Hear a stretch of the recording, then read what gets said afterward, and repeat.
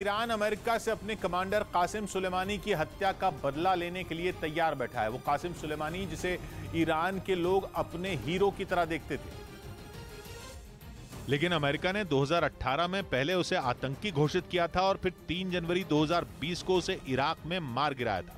तब से ही ईरान और अमेरिका के रिश्तों में तनाव और बढ़ गया। दोनों देश एक दूसरे के दुश्मन बन गए। अब खबर है कि ईरान ने अमेरिका के पूर्व विदेश मंत्री माइक पॉम्पियो को जान से मारने की धमकी दी है। न सिर्फ माइक पॉम्पियो बल्कि अमेरिका के विशेष दूत ब्रायन हुक भी ईरान के निशाने पर बताए गए। इसकी शुरुआत माइक पॉम्पियो के एक इंटरव्यू से हुई, जिसमें उन्होंने कासिम सुलेमानी को मारने की वजह बताई थी। माइक पॉम्पियो के मुताबिक सुलेमानी को इसलिए मारा गया था क्योंकि वो 500 अमेरिकी नागरिकों को मारने का प्लान बना रहे थे। और इसी बात पर ईरान के कुछ चरमपंथी संगठन आग बबूला हो गए। इन संगठनों की तरफ से माइक पॉम्पियो को जान से मारने की धमकी तक दे दी गई, जिसका मतलब साफ है कि कासिम सुलेमानी की मौत का बदला लेने के लिए ईरान के कई संगठन तैयार बैठे हैं। इस बात की जानकारी कासिम सुलेमानी की बेटी जैनब सुलेमानी से जुड़े एक ट्विटर अकाउंट के जरिए मिली।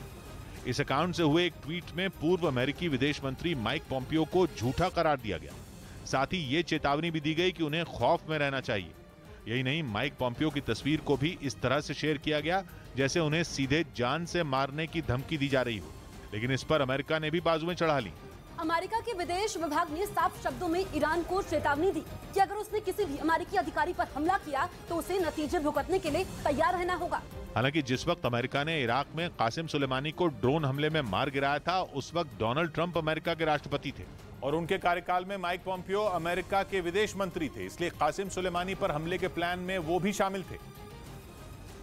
यही वजह है कि माइक पॉम्पियो ईरान की आंखों में खटकते हैं, क्योंकि इराक की राजधानी बगदाद में कासिम सुलेमानी पर हमला उनके अमेरिका के विदेश मंत्री रहते हुए ही बोला गया था। हालांकि 2018 से ही ईरान और अमेरिका के रिश्ते बेहद खराब चल रहे हैं और अमेरिका के कासिम सुलेमानी पर हवाई हमले के बाद से तो ईरान बदले की आग में जल रहा है। 3 जनवरी 2020 को कासिम सुलेमानी की मौत के बाद ईरान ने उसी साल 8 जनवरी को एक ही रात में इराक में मौजूद 2 अमेरिकी बेस पर ताबड़तोड़ मिसाइलें दागी थीं और इसे ऑपरेशन शहीद सुलेमानी नाम दिया था। ईरान के बदले की आग अभी तक बुझती नहीं दिख रही। यही वजह है कि अमेरिका माइक पॉम्पियो और ब्रायन हुक को 24 घंटे की सुरक्षा देने के लिए हर महीने $2 मिलियन यानी कि भारतीय रुपयों में 15 करोड़ खर्च कर रहा है।